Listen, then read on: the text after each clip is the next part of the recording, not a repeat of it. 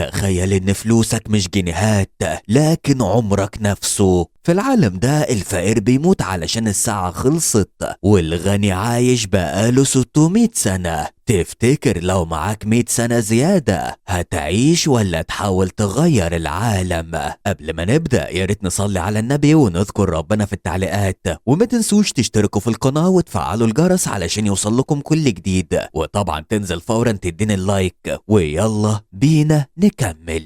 بداية فيلمنا النهاردة مع نظام عالمي جديد في المستقبل، واللي اتبدلت فيه العملة بالوقت. كل شخص عنده عداد في ايده بيحسب له عمره اللي باقي، وبيشتغل باقي عمره علشان يكسب وقت يقدر يعيش بيه. وبنعرف ان كل شخص ليه 25 سنة مجانية، وبعد كده النظام بيبدأ يشتغل عليه. وبنشوف شاب اسمه ويل سالاس اللي بيكون عنده 28 سنة وعايش مع امه اللي بتتم 50 سنة، وبتقول له انها كان نفسها يكون عندها حفيد في السن ده، لكنه قال لها انه مش مستعجل على الجواز لحد ما يقدر يأمن مستقبله بعد سنين يغطيه بعد الجواز. لكن دلوقتي هو حتى بيعمل حساب ال8 ساعات فاتورة الكهرباء. وفي الاخر قال لها انه هيروح الشغل وهيقابلها بكرة عند موقف الاتوبيس بعد ما تدفع القرض علشان يديها وقت من معاه لما يقبض. وبيروح شغله، وهناك بنشوف بنت صغيرة اسمها ميا، واللي بتكون بتشحت وقت علشان عيلتها مش قادرين يشتغلوا، وبيديها ويل 5 دقايق من معاه. ولما بيدخل الشركة بيتفاجئ هو وزميله بوريل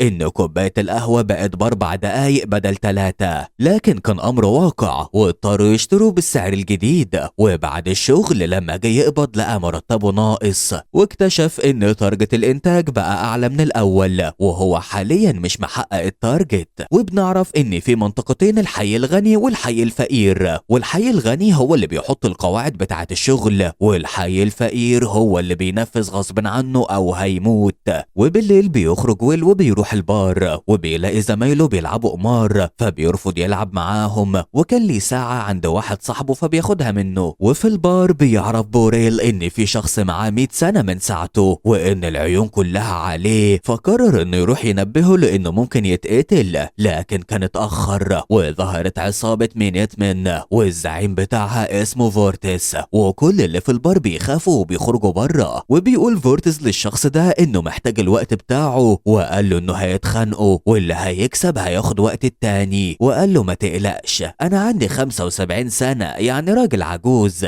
فالشخص الغريب كان مضطر يوافق، لكن طلب منه يدخل الحمام. كل ده وويل واقف بره مش عارف يتصرف ازاي، يهرب وملوش دعوة ولا يحاول ينقذ الشخص ده من الموت. لو انت مكان ويل هتعمل ايه؟ قول لنا في الكومنتات. ولما دخل الشخص الحمام هجم ويل على واحد من العصابة وخد الشخص ده وهرب بيه، لكن لسوء حظهم فورتس شافهم وبدأ يجري وراهم لحد ما قدروا يدخلوا بيت مهجور يستخبوا فيه. لكن واحد من عصابة مينيتمن قال انه يعرف الشخص اللي هربه، وساعتها الشخص ده قال لويل ان اسمه هنري، وان عنده 105 سنة ولسه ساعته فيها 100 سنة، لكنه زهق من الحياة وشايف ان الموت مش حاجة وحشة. وقال ان النظام بتاع الوقت معمول بطريقة يخلي الناس اللي هتموت يكونوا من الحي الفقير علشان الكوكب مش هيقضينا كلنا، خصوصا مع زيادة المواليد. وقال له علشان كده في مناطق زمنية مختلفة علشان يضمنوا ان اللي من الحي الفقير هيفضل هناك، والاسعار كلها بتزيد في نفس الوقت علشان يضمنوا ان الاموات هيكونوا من الحي الفقير. وبعدها ناموا وصحي هنري واخد قراره بالانتحار، فاتبرع لويل ب116 سنة اللي معاه. ولما ويل صحي وبص من الشباك لقى هنري قاعد على حافة الكوبري وان معاه 116 سنة، ففهم ان هنري هيموت نفسه وجري علشان يلحقه، لكن كان فات الاوان ومات.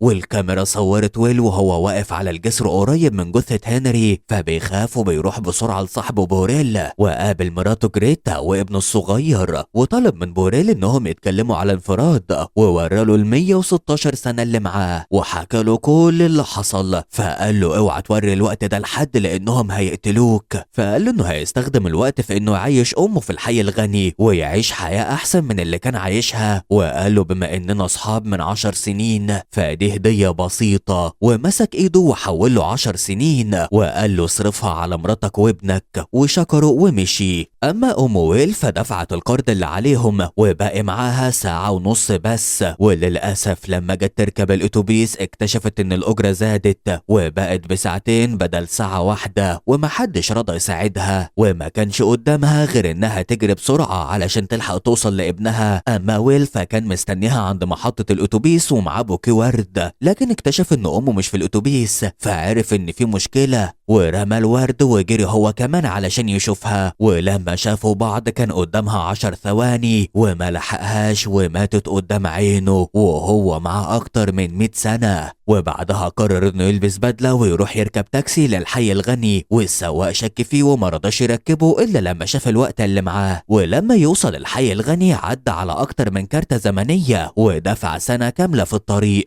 ولما وصل هناك لقاهم عايشين عيشة تانية، وفي بنت بصت له بصات غريبة، فدخل اقرب فندق وعرف ان ايجار الاوضة العادية تمنها شهرين، فدفعهم وطلع ينام. في نفس الوقت كانت الشرطة بتدور على ويل سالاس بسبب انه مشتبه فيه في قتل هنري وسرقة الوقت بتاعه، وبدأوا يدوروا عليه في السيستم لكنه مش موجود. فتوقع الضابط ليون انه خرج من الحي، ولما شاف صورته قال انه كان يعرف ابوه لانه حاول زمان يغير نظام الوقت في العالم لكنه في الاخر مات. وتاني يوم بنشوف ويل وهو بياكل في مطعم، لكن واحدة من اللي شغالين في المطعم قالت له انه بياكل بسرعة جدا وده غير العادة هنا. وكان ويل بيعمل كده لانه في الحي الفقير متعود دايما ان ما عندهمش وقت كافي وعايشين اليوم بيومه، علشان كده بيعملوا كل حاجة بسرعة. وبتكون نفس البنت بتاكل على الترابيزة اللي قدامه وبصله نفس النظرات بتاعت امبارح. وبالليل قرر انه يروح يلعب قمار، واكتشف انه علشان يدخل بس محتاج يدفع سنة كاملة، وبكده يبقى في خلال يوم بس في الحي ده ضيع 5 سنين وباقي معاه 100 بس. ودخل يلعب قمار مع شخص اسمه فيليب وايس واللي بيكون عنده اكتر من 600 سنة في ساعته، وبدأوا اللعب وقدر ويل يكسب وبقى معاه 250 سنة. وفي الوقت ده ظهرت نفس البنت اللي بتبصله من اول ما دخل الحي الغني وقعدت جنب فليب. وتاني جيم بدأوا الرهان ب50 سنة، وبعدها قرر فيليب انه يزود الرهان ب200 سنة كمان لانه كان واثق انه هيكسب.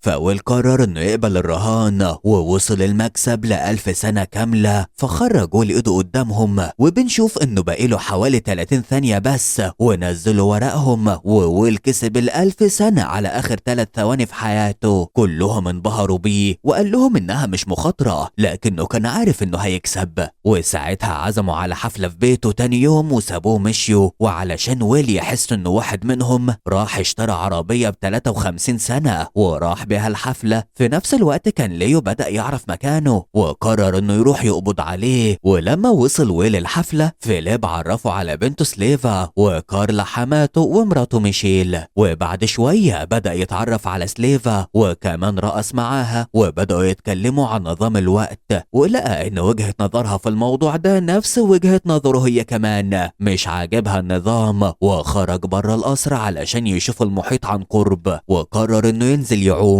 وكانت سليفا مستغربة ازاي هيعمل كده، لكنها شافت ان الحاجات الغريبة دي هي اللي بتحسسها انها عايشة، فقررت تنزل هي كمان معاه. وبعد شوية ابوها بدأ يدور عليها فخرجوا لبسوا هدومهم ورجعوا يكملوا الحفلة. وفي الوقت ده وصل ليون القصر وطلب من فيليب انه يحقق مع ويل، واخدوه مكتب لوحده واخدوا منه كل الوقت اللي معاه وسابوا له ساعتين بس اللي هيرجع بيهم الحي الفقير. وساعتها قالوا له انه متهم في قتل هنري وانهم مش مصدقين ان ممكن حد يدي هدية 100 سنة لواحد من حي فقير. فبدأ ويل يتكلم عن النظام وعن العدالة، فليون قال له انا سمعت الكلام ده من ابوك من 20 سنة. وفي الاخر سابه ومشي. وفي الوقت ده هجم ويل عليهم وخرج بسرعة واخد سلاح وهدد بسليفا واخدها معاه في العربية وهرب. وقرر انه يرجع للحي الفقير، لكن الشرطة كانت بتجري وراه خصوصا ليون اللي ما كانش عاوز يحط نفسه في ازمة لان بسببه بنت فليب اتخطفت. لكن قدر ويل انه يلبسه في عربية على الكوبري وهرب واستخبى تحت الكوبري. وطلب من سليفا انها تديله وقت لكنها رفضت وقالت له انها مش عاوزة تعرفه وانها كانت غلطانة لما وثقت فيه وما صدقتش كلام ابوها. فما ضغطش عليها وقرر انه يرجع يشوف اي طريقة ياخد بيها وقت. لكن في بداية حي الفقراء وقعوا في فخ واتكسرت العربية كلها واغمى عليهم هما الاتنين. والفخ كان معمول من عصابة مينت مان فقرب فورتس منه وما لقاش معاه غير ساعة بس، فقال انه كده كده لما يفوق هيموت. ولما شافوا ان سليفا معاها 100 سنة بسرعة فورتس راح لها وبدأ يسحب منها، ولما فاقت اكتشفت ان معاها نص ساعة بس، وقالت لويل انها محتاجة وقت بسرعة، وبدأت تخاف جدا لانها اول مرة تبقى على خطوة من الموت.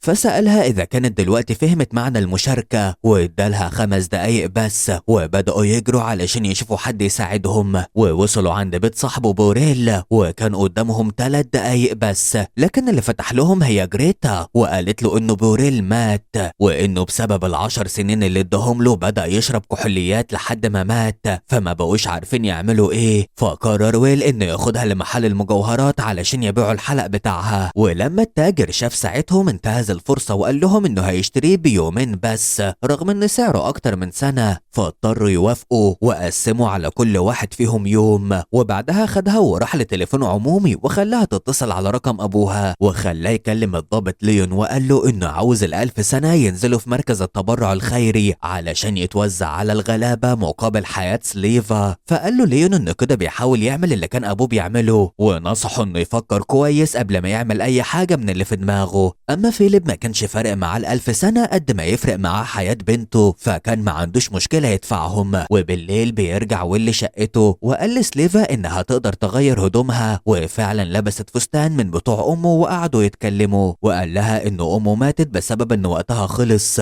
اما ابوه فمات في ماتش ريست. وقال لها انه كان دايما بيتبرع بكل الوقت بتاعه للناس علشان كان شايف ان النظام مش عادل. وحكى ان العداد بتاعه اشتغل لما كان بيتمشى في الشارع، وهي قالت له ان العداد بتاعها اشتغل وهي نايمة، واول حاجة عملتها انها بصت في المراية علشان تشوف شكلها اللي هتكمل بيه باقي حياتها. وساعتها ابوها اداها هدية 10 سنين، وسألته اذا كان بيكرهها وبيكره المكان اللي هي جاية منه، فقال لها ان مش ذنبك انك اتولدتي في المكان ده. وتاني يوم الصبح بيبدأ يتابع الجمعية الخيرية علشان يشوف ال1000 سنة وهي بتتوزع، لكن المفاجأة ان مفيش اي وقت نزل، والناس الفقراء كلهم مشيوا من غير ما ياخدوا ولا دقيقة. فبدأ ويلي يتضايق ونزل معاها وقال لها انها هتروح لوحدها تكلم ابوها وتسأله عن ال1000 سنة وهو هيراقبها من بعيد. ولما كلمت ابوها قال لها انه مش فارق معاه الوقت، لكن الشرطة عندها وهتنقذها. ولما لفت تبص لويل لقيت ليون بيقرب منه، فبسرعة ضربته بالنار في كتفه وسابت التليفون وجريت عليه. وفي الوقت ده قرب ويل منه واكتشف انه مش معاه وقت كفاية، فاتبرع لليون ب4 ساعات واخدوا عربيته وهربوا. وقالت له سليفا انهم كده هيفكروها معاه، وسألته ليه قضى 4 ساعات للضابط اللي كان هيقتله، فقال لها ان ضباط الشرطة بيعيشوا اليوم بيومه، ولو كنا سبناه كان هيموت قبل ما حد من زمايله يجي يلحقه. وقال لها انه مشكلته مع النظام مش مع الشرطة، وبسبب ان مش معاهم وقت ومعاهم اسلحة وعربية شرطة، وقفوا واحد بعربيته وخرجوا منها واحدة غنية وخدوا منها الحلق بتاعها وسلموا لسليفا. وقال لها كده خالصين، وخد منها يومين وسابوها ومشيوا. وبالليل شافوا صورتهم في الاخبار ان لو حد شافهم يبلغ عنهم في اسرع وقت. وساعتها قررت انها تساعده انه يخرب النظام، لانها امنت ان كل البشر ليهم الحق في الوقت اللي يعيشوه. وتاني يوم بنشوف بنك خاص بقروض الوقت، وفجأة بيدخل ويل بعربية ضخمة في البنك وبيهدد الموظفين، وبيفتح الخزنة وبياخد كمية وقت كبيرة، وبيقول للناس ان النهاردة في وقت مجاني واللي عاوز حاجة ياخدها. وسابوا المكان متدمر وهربوا. ولما وصل ليون للبنك كان كل الناس خدت الفلوس والوضع بقى فوضوي. وبالليل بدأ ويل وسليفا انهم ياخدوا قروض الوقت ويروحوا للمشردين وهم نايمين ويدوهم وقت كبير جدا. وكمان راحوا للجمعية الخيرية واعلنوا ان في وقت مجاني، واللي كان بيروح كان بياخد شهر كامل. وبنروح لفيليب اللي بيشوف صورة بنته في الاخبار وهي متعاونة مع ويل في اقتحام 6 بنوك في اسبوع واحد، واخدوا كل الوقت اللي فيه. وميشيل بتقول له ان بنتك بتعمل كده لانك كنت قافل عليها التعامل مع اي حد، فلما حد مختلف دخل حياتها راحت معاه. وبنرجع لسليفا وويل اللي بيكونوا في البيت، وفجأة بيشوفوا عربيات الشرطة وراهم، فبيخرجوا بسرعة من المبنى وبيهربوا. لكن ليون كان مصمم يجري وراهم وبدأ يضرب عليهم نار كأنه واخد الموضوع شخصي، لحد ما شافوا اتوبيس وجروا يركبوه. لكن السواق قال لهم انه عارفهم وانهم مطلوبين، فويل رشا بعدد سنين كتير، فقفل الباب قبل ما ليون يوصل ومشيوا وراحوا الفندق وحجزوه بالكامل. لكن في شخص دخل وراهم علشان يأجر أوضة وشافهم، ولما رجع الحي شوية عصابة مينت من ثبتوهم وبدأوا يقتلوا كل اللي مش هيديهم معلومة عن ويل. فالشخص ده قرر انه يقول لهم على مكانهم مقابل ياخد نصيبه من الوقت المسروق.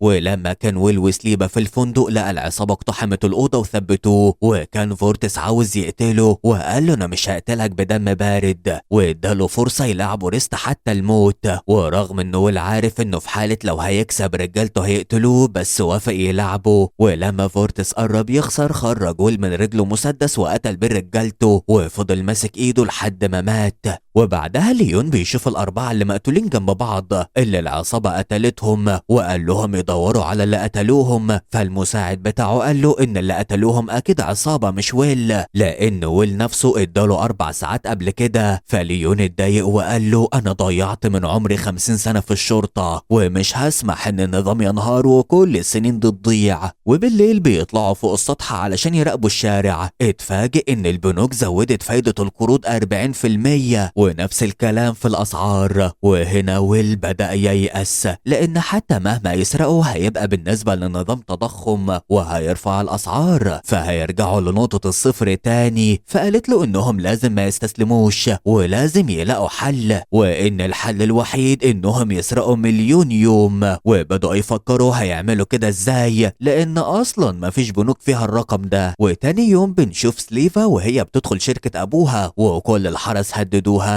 فقالت لهم انها جايه تسلم نفسها لكن لابوها بس. وفجاه ظهر ويل من ظهره وهدده بالمسدس، وخلى بقى الحرس يمشوا وخدوه للمكتب بتاعه وخلاه يفتح الخزنه، وجواها لقى ال1,000,000 يوم اللي بيدور عليهم. وكان فيليب مصدوم من ان بنته اللي كان بيحاول ينقذها هي اللي بتعمل كده. فقالت له انه كان بيحاول ينقذ النظام الفاشل علشان يضمن لنفسه الابديه ويسيب باقي الشعب يموت. وخرجوا من الشركه واخدوا العربيه ورجعوا بها للحي الفقير. وفي نفس الوقت كان ليون ماشي في الشارع بيدور عليهم، وكان قدامه نص ساعة بس، لكن ما اهتمش لانه كان مركز انه يلاقيهم لحد ما فعلا شافهم وجري وراهم. لكن ويل قدر يدخل الحي وسلم ال1,000,000 يوم ل100 وجري بسرعة وسط الناس. وليون كان بيجري وراه بالعربية لحد ما وقف قدامه وهدده بالقتل. لكن للأسف ليون كان نسي الوقت، وبيبص في ساعته لقى قدامه 3 ثواني وبيموت بسبب النظام اللي عاش طول عمره يحميه. اما ويل وسليفيا كان قدامهم دقيقة واحدة، وبسرعة جريوا ناحية عربية الشرطة علشان ياخدوا منها وقت. وفعلا ويل سبق وخد اليوم وجري بسرعة ناحية سليفا، واتكرر مشهد موت امه قدامه، لكن المرة دي قدر يلحقها من الموت. وبكده بقى قدامهم يوم جديد يقدروا يعيشوا سوا. اما في مركز الشرطة كانت الاشارات مش مستقرة بسبب ان ال1,000,000 يوم بدأوا يتوزعوا على الحي الفقير، لدرجة ان كل الفقراء بقوا اغنياء وعاوزين ينقلوا للحي الغني. فبيسألوا الضابط هيعملوا ايه؟ قال لهم كل واحد يرجع لبيته ويسيب سلاحه على المكتب ويخرج. وبدأت الحكومة تخسر منطقة ورا التانية، والنظام فعليا بينهار. وفي آخر لقطة بنشوف ويل وسليفا قدام بنك مركزي كبير علشان يكملوا تخريب في النظام. ولحد هنا يكون انتهى ملخصنا النهارده. لو عجبك يا صديقي ما تنساش تشيره مع كل اصحابك واحبابك، ويا ريت تقدر تعبي وتديني اللايك والكومنت الحلو اللي زيك، وصلي على سيدنا محمد عليه افضل الصلاة والسلام في التعليقات. وطبعا تشترك في القناة وتفعل الجرس علشان يوصلك كل جديد، وخش شوف الملخصات اللي فاتت علشان متأكد انها هتعجبك. بس كده اشوفك على خير في فيديو جديد، ويلا نقول سلام.